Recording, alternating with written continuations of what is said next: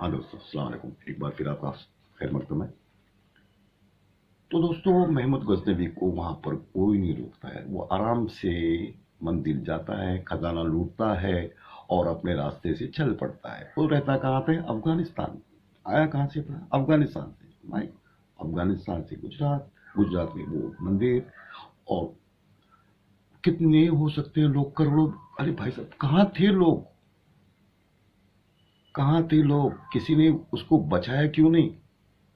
किसी ने पट किसी ने उसको रोका क्यों नहीं? मेरे तो समझ में ही नहीं आता। हाँ, तो फिर ये बोल सकते हैं आप कि जो दलित थे, सबसे ज्यादा आबादी दलित की हो सकती है उसमें। जैसे कि आज भी ब्राह्मणों को बोला जाता है कि जो ऊंची कास्ट वाले हैं, कि आज भी उन लोग को बताया जाता है कि ये 2 से 3% भी, 2%, दो ही बताते, 2%। आज भी ये 2% है, 2%। आज भी लोग 2% है। अब फिर इसमें क्षत्रिय निकाल दें, उसमें वैश्य निकाल दें। जो व्यापारी, वो तो बेचारा अपनी दुकान में व्यापार कर रहा है, वो क्यों लड़ने आएगा? वो तो व्यापारी है। व्यापार में हम लड़ता नहीं है, हम लोग दिमाग से काम करता है, लड़ता नहीं है हम लोग। अब वो व्यापारी दुकान में बैठा है। रहे ये क्षत्रिय लोग, ये क्या कर रहे थे? ये लोग क्या कर रहे थे? पुष्पेंद्र जी, ओ पुष्पेंद्र जी, आप ये सवाल का जवाब है आपके पास? क्या कर रहे थे आप लोग? बताइए जरा। मैं आपसे मुखातिब, वो आ रही भाई, और वो जो भी है पुष्पेंद्र, जो लोगों को भड़का रहे हैं आजकल बहुत अच्छी तरह से। दिल्ली में आओ, मुसलमानों को ऐसा करेंगे, हम मुसलमानों को ऐसा करेंगे, भगाओ, कट्टे पुट्टे। ठीक है, आप एक बुलबुला भी नहीं हो। इस्लाम की जो तारीख आप पढ़ोगे ना, तो आप अपने आप को जब देखोगे उसमें कि मैं कहाँ हूँ, तो आप उसमें एक बुलबुला से छोटा सा बुलबुला भी नहीं हो। इस्लाम ने ऐसे ऐसे देखे हैं मंजर। इस्लाम ने चंगेज खान का मंजर देखा है। चंगेज खान को जानते हो आप? चंगेज खान को जानते हो? कैसा खूंखार इंसान था वो चंगेज खान। उसने कहा था कि मैं बगदाद को, जब बगदाद हमारा वो था, यूनिवर्सिटी थी इस्लाम की, बगदाद को मिटा दूंगा, मैं बगदाद को नस्त नाबूद कर दूंगा। उसने किया भी। वो क्यों किया, उसकी भी एक अलग कहानी है। उसने किया भी, बड़ा जबरदस्त हमला किया। फिर क्या हुआ? उसका बेटा, उसका बेटा, उसका पोता, उसने तलवार उठाई कि अब मैंने इस्लाम को, हम लोग मिटाने चले थे, अब इस्लाम को हम लोग बचाएंगे। अब जो भी आएगा हमारी तरफ, यानी इस्लाम की तरफ, ये तलवार किस मुकाबले में, ये तलवार उनका मुकाबला करेगी। ये लाखों का आप देखो। और ये मैं कहता हूं ना कि ये यहां भी यही होने वाला है। क्योंकि अब तक तो मुसलमान टारगेट थे, अभी आपने वो मजहब को टारगेट बना दिया। आप हमारे आइडियल, हमारे सरकार जो आलम सल्लल्लाहु अलैहि वसल्लम पर आप बोल रहे हो, ये कौन, ये ऐसे वैसे, आपने बहुत सारी चीजें हो रही है। अब ये क्या हो रही है? हद हो जा रही है। तो हद जब होती है तो अल्लाह की, आपको लगता है कि ये अल्लाह की लाठी है, वो नहीं समझ जाएंगे। मैं तो देख रहा हूँ ना, जो अरब में था, तो इससे ज्यादा दुश्मनी अरब में इस्लाम से थी। आप सल्लल्लाहु अलैहि वसल्लम को जीना हराम कर दिया था। हम जहां पाएंगे काटेंगे, चलो सो गए। इनका नबी घर में सोता है, आराम कर रहा है, घात लगाकर हमला किया, अल्लाह ने उनको वहां से भी निकाल के बचा लिया।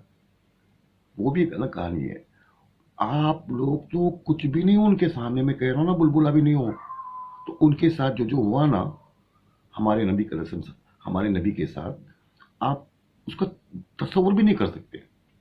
3 साल तक बाइकआउट किया था, हर चीज का, खाना पानी। 3 साल तक वो चमड़े को गर्म करते थे पानी में, जैसे कि आप सूप बनाते हो ना, इस तरह सूप बना के वो पीते थे साहब। 3 साल तक बाइकआउट किया था।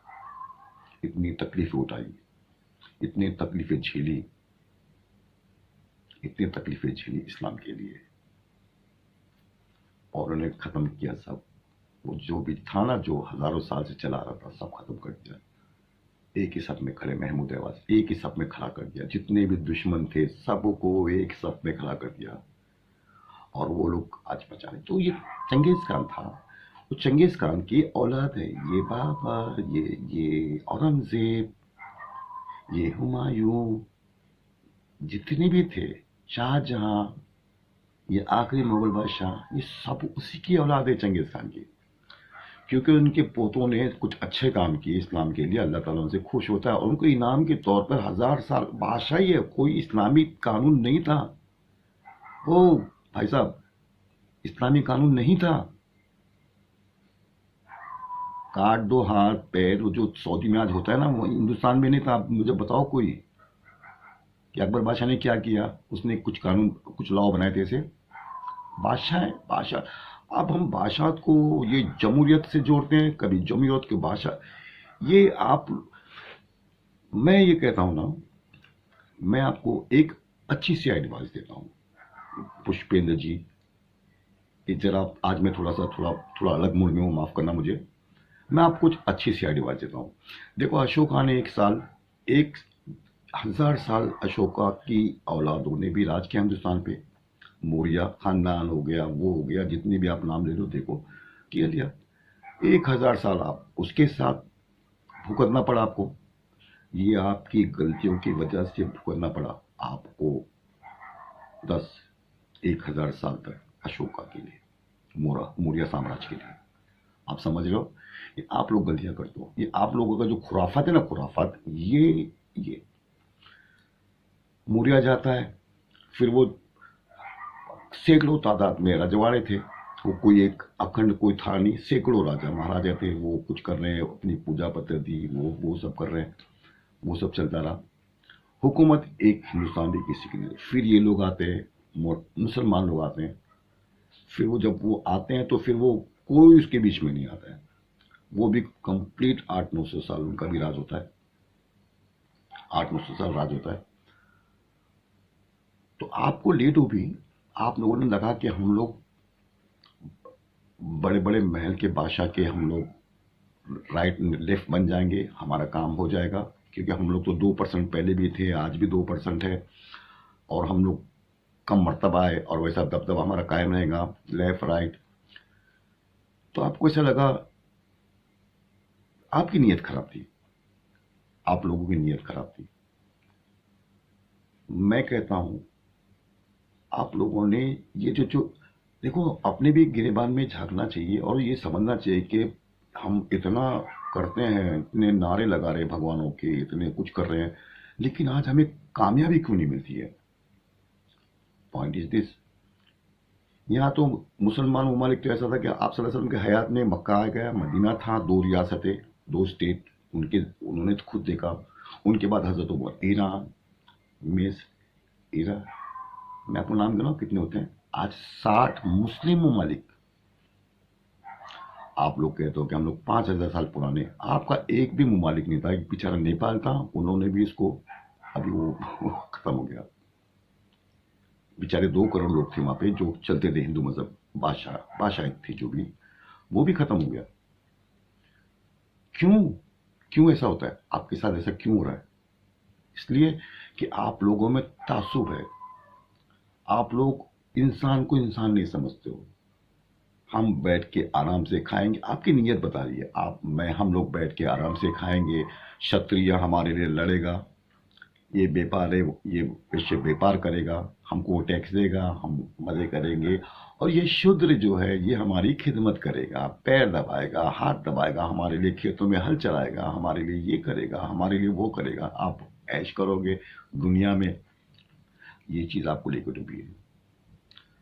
आपको अगर हिंदू राष्ट्र बनाना है, हिंदू राष्ट्र की बात कर रहा हूं मैं, देखो मुसलमान के 60 हो गया, 60 हो गए, देखो ना, या 20 साल में ताजिकिस्तान, रिगिस्तान, तान तान तान, रशिया टूटा तो 10 तान बन गए वहां पर, 10 तान यानी उज्बेकिस्तान, ये तान, मैं तान की बात कर रहा हूं, मैं तान की बात कर रहा हूं मैं। और मुझे, अब मेरी बात को समझो मैं क्या बोल रहा हूं। आप लोग हजारों साल से लगे पड़े हैं हिंदू राष्ट्र के लिए। आज मैं कहता हूं कि prime minister Hindu, CM Hindu, आप सब जगह हिंदू हिंदू सब जगह। अब ये तो हिंदू, सब भी हिंदू है, मुसलमान तो कहीं भी नहीं है। मुसलमान की आबादी सेकंड नंबर पर है, लेकिन मुसलमान तो कहीं भी नहीं है वो लेवल पर। अब कौन सा हिंदू राष्ट्र चाहिए? अगर आपको वो हिंदू राष्ट्र चाहिए वो जो कोई सेवा करेगा, हम लोग मेवा खाएंगे, कुछ क्या करेंगे, कुछ हमारे ये करेंगे, कुछ हमारे लिए जंग लड़ेंगे, कुछ हमारे लिए टैक्स जमा करते रहेंगे, ये वैष्णव काम। और ऐसा हिंदू, मैं आपको लिख के देता हूँ, मैं आपको लिख के देता हूँ, ये मेरा तजुर्बा जो मैंने समझा, मैंने सोचा, और मैंने इस पे जो गौर फिक्र किया, मैंने आपकी किताबें पढ़ी, और ये क्यों कैसे ये आपको जो बता रहा हूँ ना मैं, ये उसका निचोड़ मैं आपको बता रहा हूँ। हिंदू राष्ट्र कभी भी नहीं बन सकता है, मैं आपको ये लिख कर देता हूँ। आप कितना कुछ कर ले, कितना कुछ कर ले, हिंदू राष्ट्र ये बन ही नहीं सकता।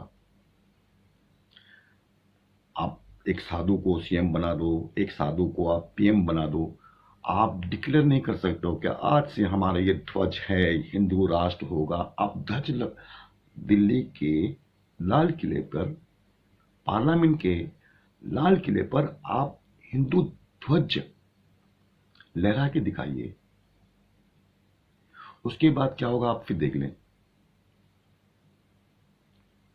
उसके बाद क्या होगा, कितनी पाबंदियां लगाती है दुनिया, कितना सैंक्शन, कितना वो। और फिर आपकी आइडियोलॉजी तो ऐसी है कि तो आपको तो फिर वो करना है।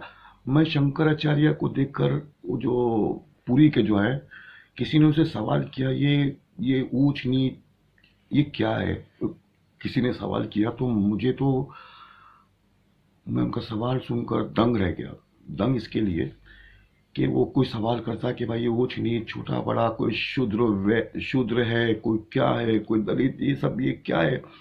वो कहते ये तो रहना चाहिए, अगर ये ना हो तो दुनिया नहीं चलेगी, कोई हमारे लिए लड़ेगा। फौज है, जैसा कि फौज है, जैसा कि बिजनेस है, जैसे कि साफ सफाई वाले, ये तो रहेंगे, तभी तो सब डेवलपमेंट वाला वो करेगा, नीचे वाला वो करेगा। ये हमने चार खाके में जो इंसान को बनाया, जो ऊपर नीचे, सर से, पैर से, चेस्ट से और पैर से, ये रहेंगे तो ही ये चलेगा, नहीं तो नहीं चलेगा।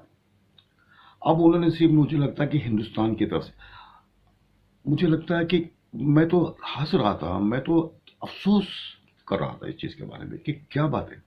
आप अमेरिका में जाइए, वहां तो ये कोई शूद्र वैद, ये छोटा बड़ा, वहां तो कुछ नहीं है। वो निज़ाम कैसे चल रहा है। ब्रिटेन में आप जाइए, छोट बड़ा है, सेकुलर जमहूरियत है। जर्मनी चले जाइए, फ्रांस चले जाइए, वो भी कर रहे हैं। पूरी 60 ममालिक के, इस्लामी ममालिक, आप चले जाए, दुबई की रौनक देखे, सऊदी की रौनक देखे, वहां का म्यार देखे, वहां के लाइफ स्टाइल देखे, वहां जीने का अंदाज देखे। आप लोग ने, क्योंकि आपने इतने, ये जो चार, ये वंश, ये जो आपने बनाई ना, ये सिस्टम आपको कभी भी आगे आने नहीं देगा, और ना आप उसको छोड़ सकते हो। ये कभी आपको आगे आने नहीं देना, और ना आप इसको कभी छोड़ सकते हो, और ना कभी हिंदू राष्ट्र बन सकता है।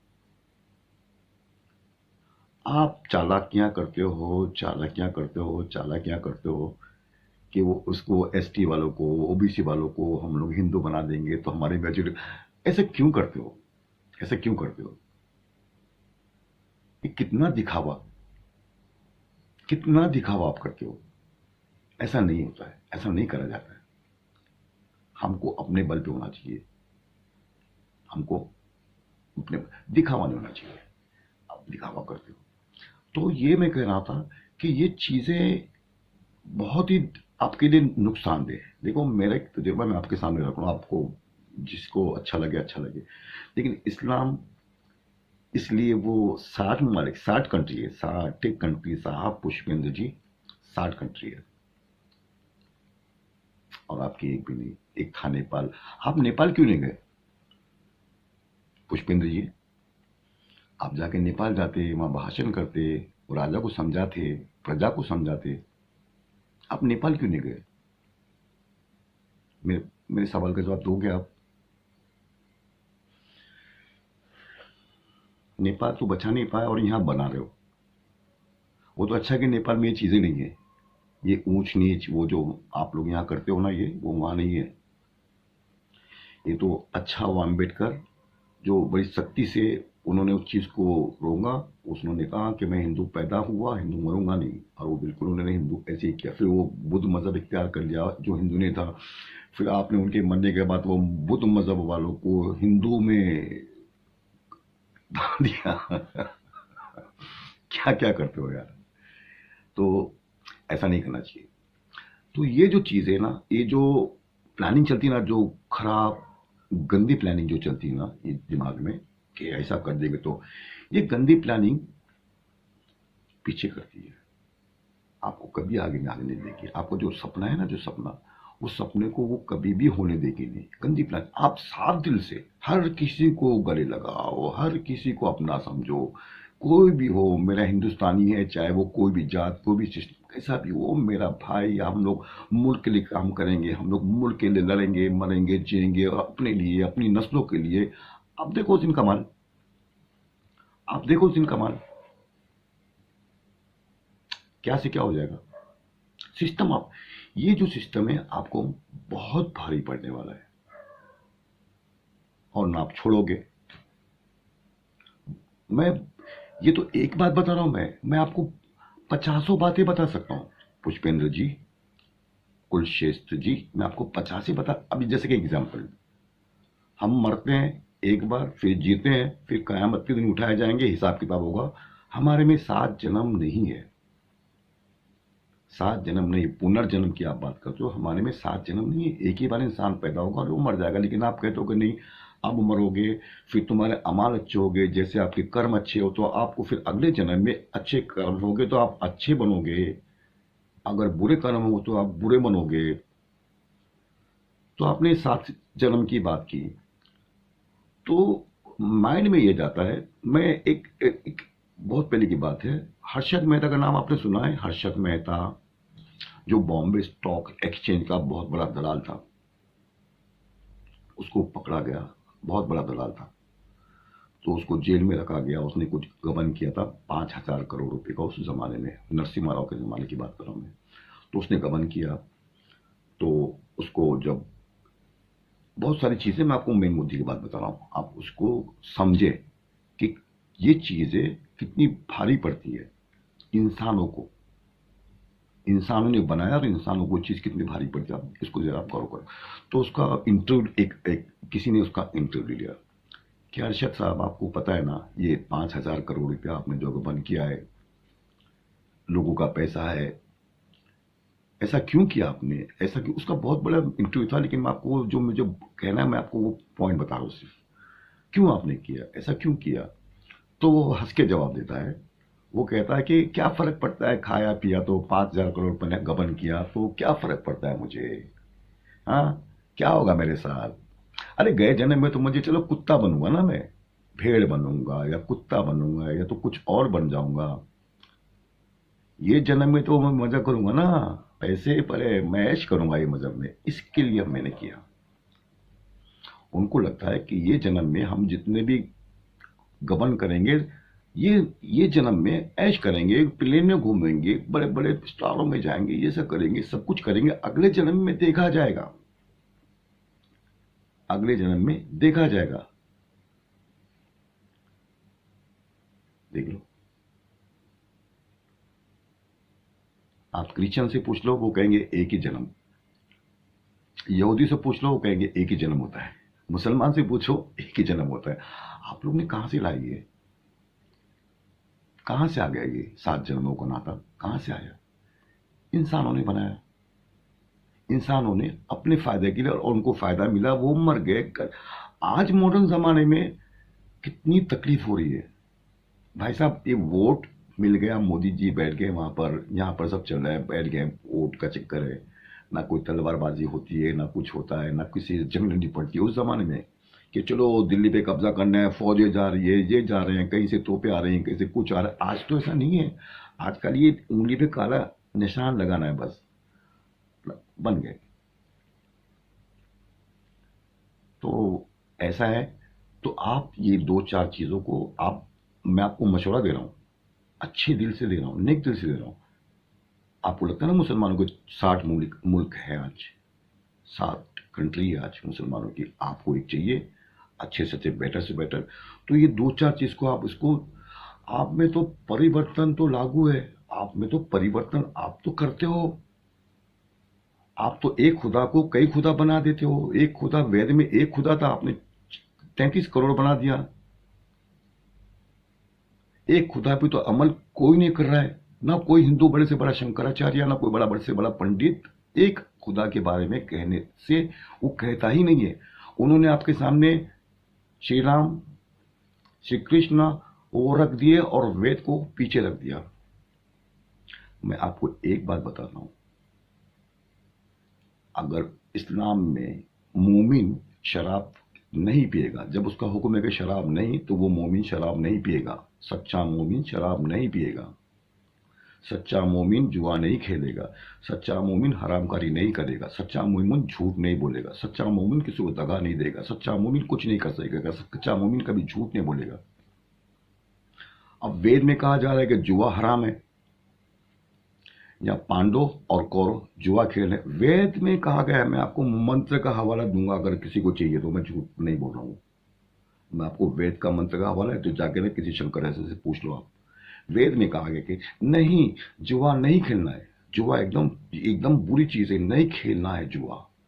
यहाँ पे पांडव, कौरव, बड़े बड़े, अब उनको जो भी आप बोल रहे हैं वो देख रहे हैं किस तरह से खेला जा रहा है, जबकि वेदों में हराम है।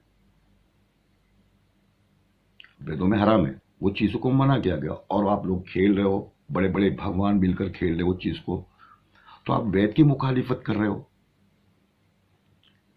आप तो वेद की मुखालिफ कर रहे हो। कहां से होगा, कहां से होगा?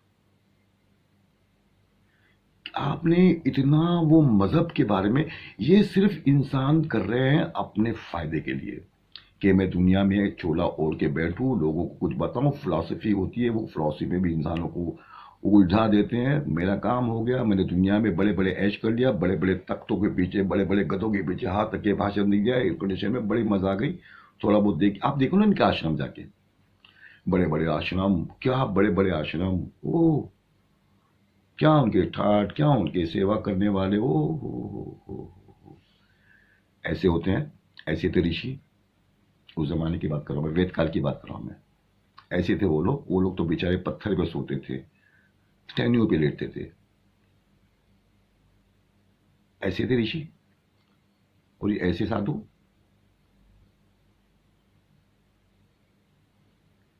नहीं होगा आपका कुछ। तो आपको अपना, मैं तो कोई आवाज नहीं हूं। ये मेरा कैसेट बनाने का मतलब ये है कि मेरे सुनने वाले, मेरे समझने वाले इस चीज को समझे, और अगर किसी में समझाने की ताकत है तो वो समझाए जाकर कि आप लोग से गलती कहाँ हो रही है। अब वो गलती हो रही है, वो मैं तालिबान से कहता हूं, तालिबान वालों ने, अल्लाह ने उनको 20 साल तक पीछे रखा, हुकूमत दी तालिबान को, उसके बाद 20 साल तक आपको, अभी तक चल रही है जंग। कुछ गलतियां हो जाती है। अब वो क्या होता है, जैसे कि मैं आपको क्या बता रहा हूं, इन्होंने वेद में जुआ खेलना हराम, वेद में जुआ खेलना हराम। ये पांडव और जो कौरव थे, जो महाभारत के जितने पात्र थे, इन लोग जुआ खेल रहे हैं। वेद में हराम है, वेद मना करता है जुआ खेलने से, और यहाँ ये लोग जुआ खेल रहे, उसके कई हजार साल के बाद की बात है ये। तो आप वेद को फॉलो, इतने बड़े बड़े भगवान, महाभारत सीरियल देखते हो आप, इतनी बड़ी सीरियल, औरतों को नंगा किया जाएगा बाजार में, बाप के सामने नंगी करो उसको। ये कहां का अखलाक है ये अखलाक है ये?